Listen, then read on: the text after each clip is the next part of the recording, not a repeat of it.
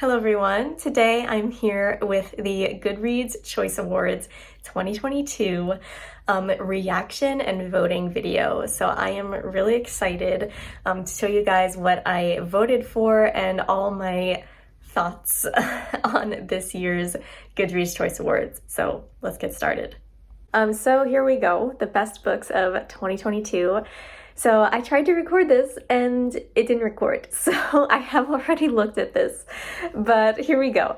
We're voting in the opening round. The best fiction, I have not read any of these books, just telling you right off the bat. I am interested in a lot of them. Olga Dies Dreaming is on my want to read shelf. I am interested in that, but the others I am not super interested in. I mean, I've seen them around everywhere. They're very, very popular. Tomorrow, I am interested in just because it's gotten so much buzz, but we'll see. Yeah, the general fiction is really not my thing that I usually read, so that's why that is. Okay, mystery thriller. I'm interested in a lot of these, but again, I have not read any of them actually. So Killers of a Certain Age, I am interested in.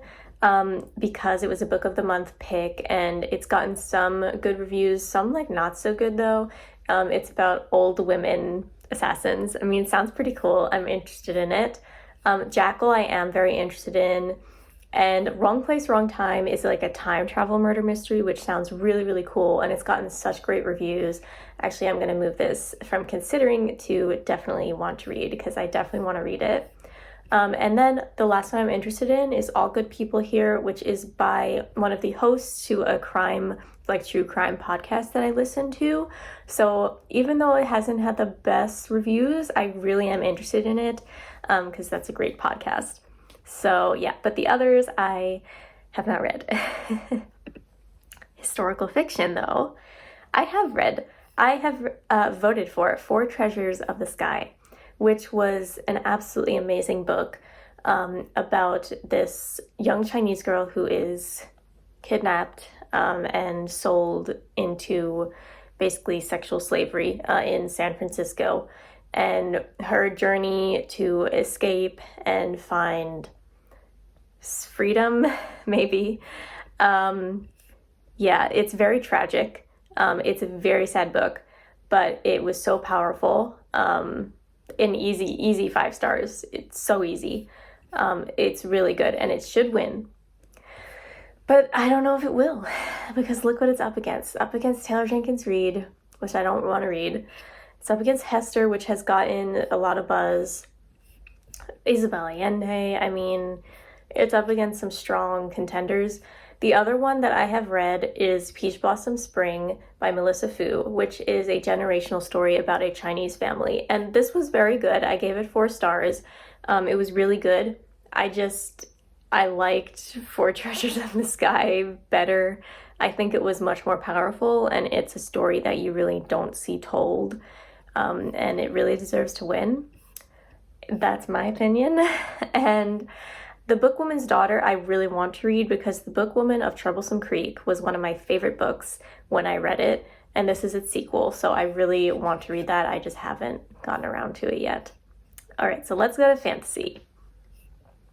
Fantasy, I voted for Babel or Babel by R.F. Kuang because why wouldn't I? It was absolutely stunning and amazing, but I have read Kai, which I was really on the fence about voting for instead, but Babel is just so good. It's like there's really nothing wrong with it. It's just an amazing story. If you don't know what it's about this Chinese boy who is taken to London to work at Oxford's Translation Academy. And there's magic involved and lots of commentary on colonialism, and it's just so good.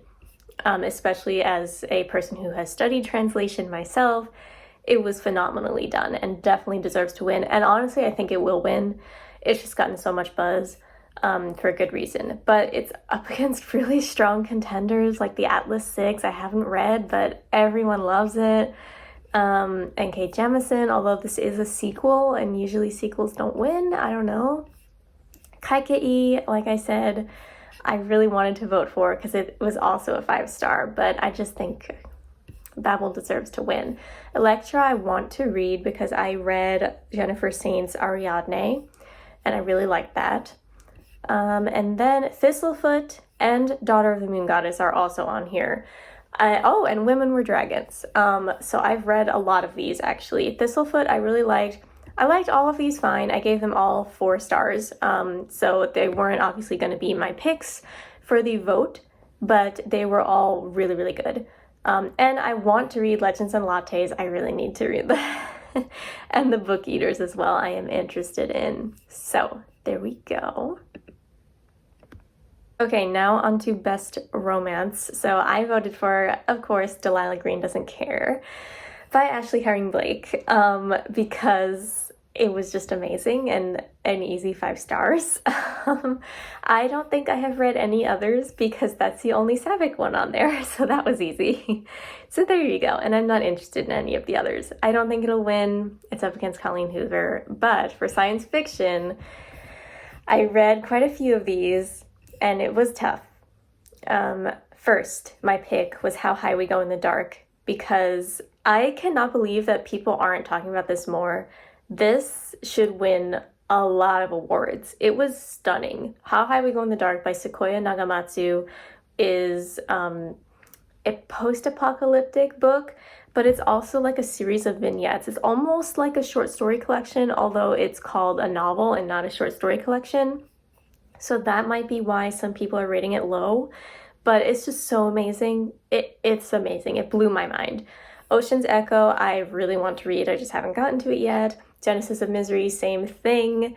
Dead Silence as well. I would love to read that. It's a sci-fi horror.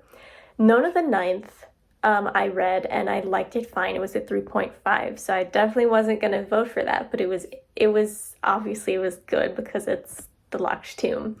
But okay, so actually I haven't read a lot of them. I'm just interested in a lot of these.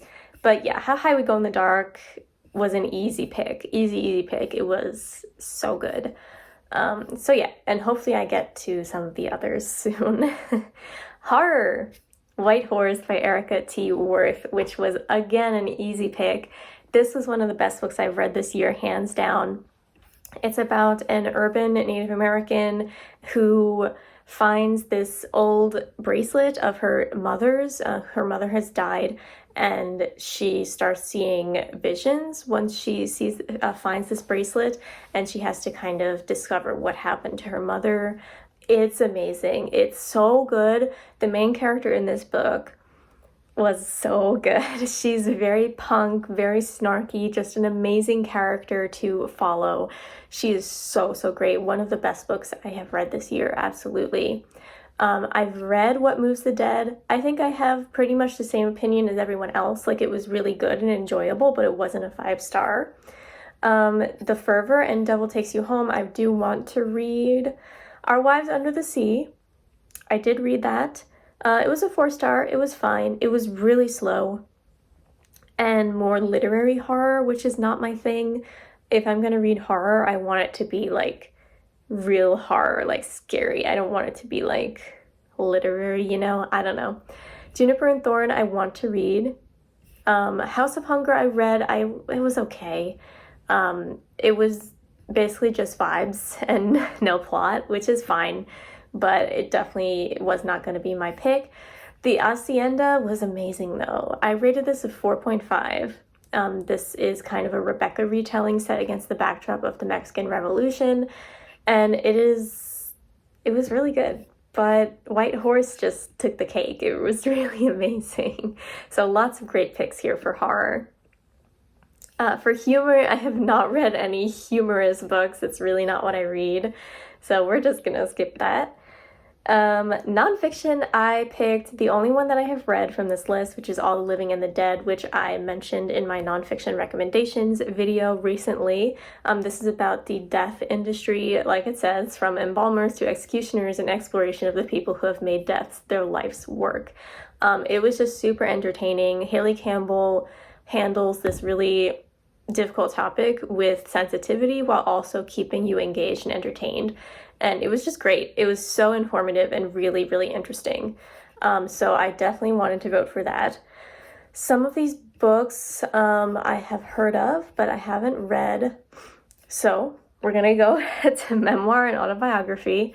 Now, I think I'm the only person in the world who has not read this yet, because even though I am in the generation, I didn't grow up watching iCarly. It was just not something that I enjoyed, so I never watched it. I was kind of aware of her, but that's it. So I really have no connection to her, so I don't feel like I should be reading it. I don't really feel like reading it, but I know it's gonna win. That's obviously gonna win. Solito, I was interested in. Token Black Girl, I bought for my library. That's gotten some buzz. Crying in the Bathroom is on my list. The Man Who Could Move Clouds, though. Okay, so I've read none of these, but I am in November right now when I'm filming this. I am planning on reading this next, after the book that I am already reading. After I finish that, I'm planning on starting this. And I mean, I have a feeling I'm gonna really like it. Also because I tend to rate every memoir I read 5 stars, because it's hard to rate them lower than that because it's a person's life. So I am going to read this very soon, and I have a feeling that I'm gonna really like it, so I'm probably gonna vote for this. Yes, so that is that story. History and biography. I haven't read none of these. Bad Gaze does seem interesting, but I don't know. That's it. Slaying the Dragon, though, does seem pretty interesting, about Dungeons and Dragons. I'm not a huge D&D fan, but I've played it before, so I might be interested in reading that. I feel like there's a lot of others, though, that should have been on here that just aren't. So that's kind of interesting, but oh well. Best graphic novels. So I have only read one of these, and that's the one I voted for, which is Messy Roots by Laura Gao, who is a non-binary Wuhanese American, and their book was amazing. It was really, really good. This is their memoir. It was so good, and I see like nobody talking about it, so you should read it. It's really good. I'm sure Heartstopper is gonna win, though. Yeah. I don't know why this is even here, but I digress. Chef's Kiss, I started to read. It was fine, but it wasn't like amazing, but it was cute. So let's go to poetry. I picked the book that I'm actually reading right now, which is Weaving Sundown in a Scarlet Night, 50 Poems for 50 Years by Joy Harjo.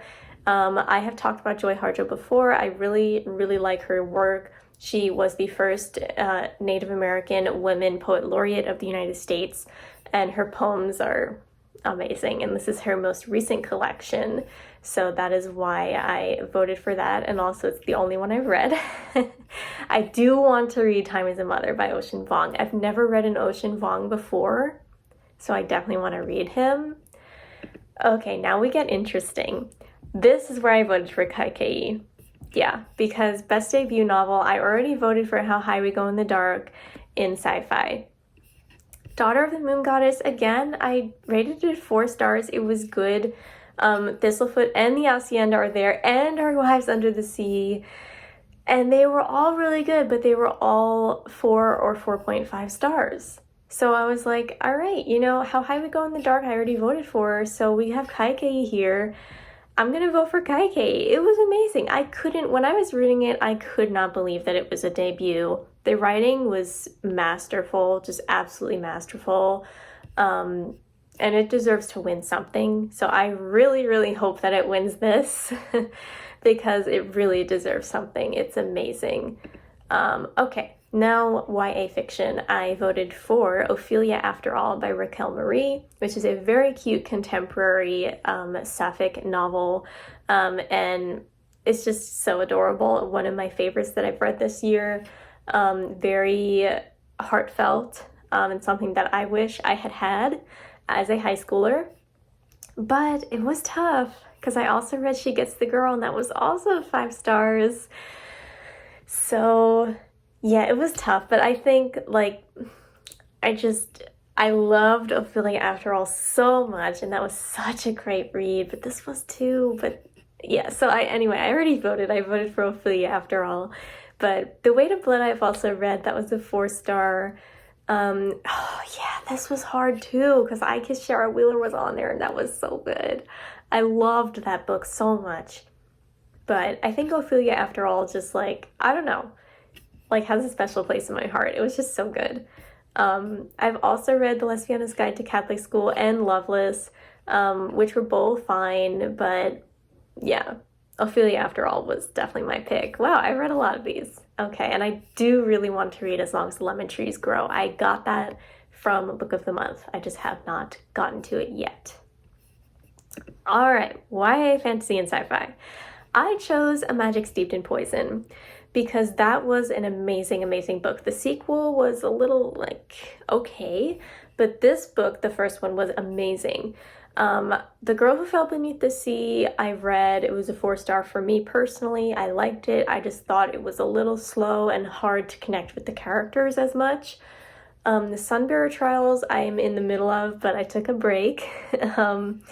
Yeah, so out of all of these, yes, I also read So This Is Ever After by F.T. Lukens, which was fun. This was a really fun D&D-esque romance book.